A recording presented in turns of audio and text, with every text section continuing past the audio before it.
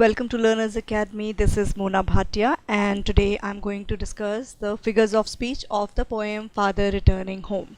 Now, along with this, there are lots of grammar activities. Please go through them and try to solve them. Share with your friends and do subscribe to my channel.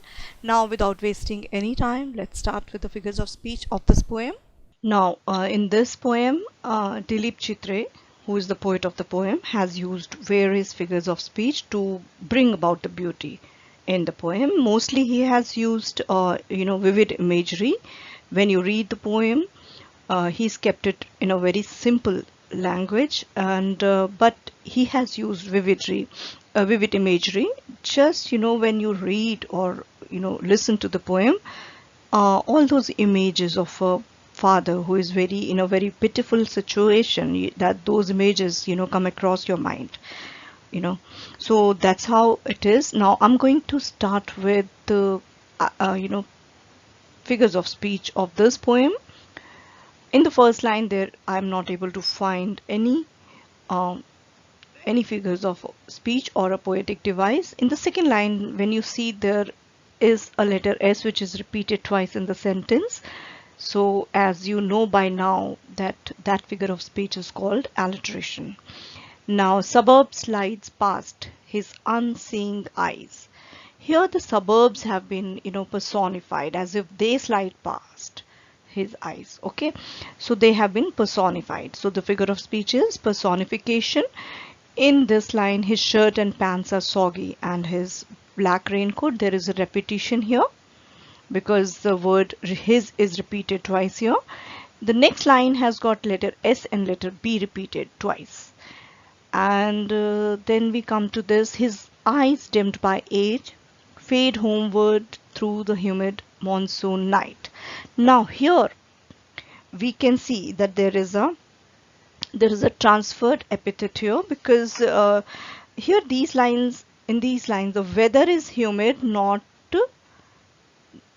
the night. So the epithet is transferred from the weather to the night. So the figure of speech here is transferred epithet.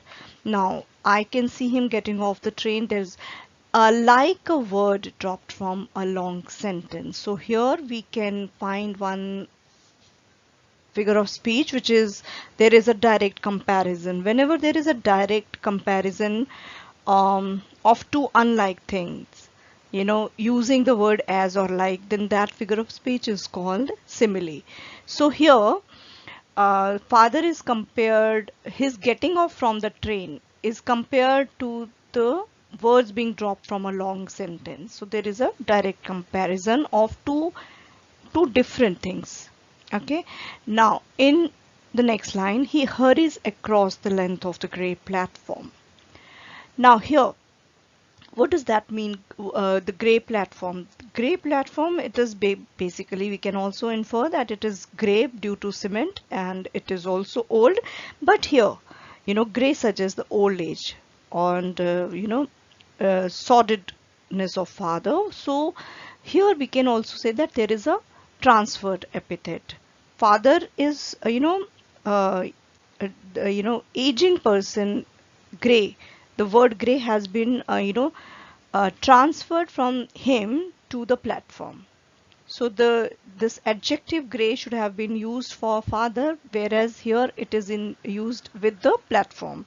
So here we can say there is a transferred epithet here. In the next line, the letter L is repeated, so alliteration, and in the last line of this slide, letter H is repeated twice. So there is again alliteration. Home again, I see him drinking weak tea. Now here letter H is repeated 2 times, so there is an alliteration, along with there is a transferred epithet, because the tea is not weak, it is basically he who is weak. So this adjective or epithet, that is weak, has been transferred from its rightful place to tea. Home again, I see him drinking weak tea. Now here letter H is repeated 2 times, so there is an alliteration, along with there is a transferred epithet, because the tea is not weak, it is basically he who is weak. So this adjective or epithet, that is weak, has been transferred from its rightful place to tea. So when an adjective is transferred from its rightful noun to another noun in a sentence, that figure of speech is called transferred epithet. Um, there's one more example that I can give you of with sad eyes the boy sat. So the boy's eyes are not sad. The boy is sad. All right. So that is how you can understand what is a transferred epithet.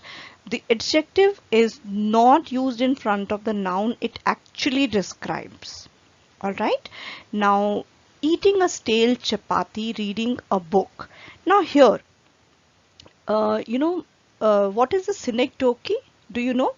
Synecdoche, when the part of something is represented by the whole or the whole of something is represented by the part. So now here, uh, when you say stale chapati, so stale chapati means the whole food. All right. So he's eating his food, which is whole. So this part is representing the whole of thing. All right. So here we can say there is a synecdoche here. And then to the next line, we see the letter T is repeated twice. Into the toilet to contemplate. All right. And there is a consonance of letter T also here. And then, in the next line, we can say man's estrangement from a man-made world. So there is a repetition because the word man is repeated here twice. Also, there is an alliteration because the letter M is repeated thrice here in this line. Now, if we go to this line, a few droplets cling to the graying hair on his wrist.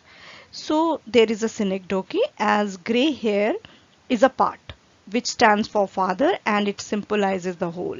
So there is a synecdoche over here.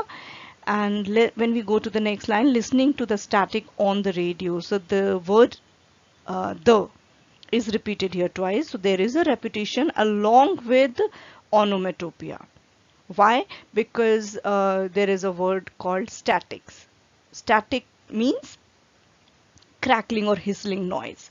So whenever there is a denotion of sound, or when a word conveys the sound that is to be expressed, that figure of speech is called onomatopoeia. So the word static tells us that there is an onomatopoeia here. And then I think that's all about the figures of speech in this poem. And then we'll move on to the appreciation of the poem in the next lecture. Thank you for watching, and please subscribe to the channel in case you wish to see such more videos.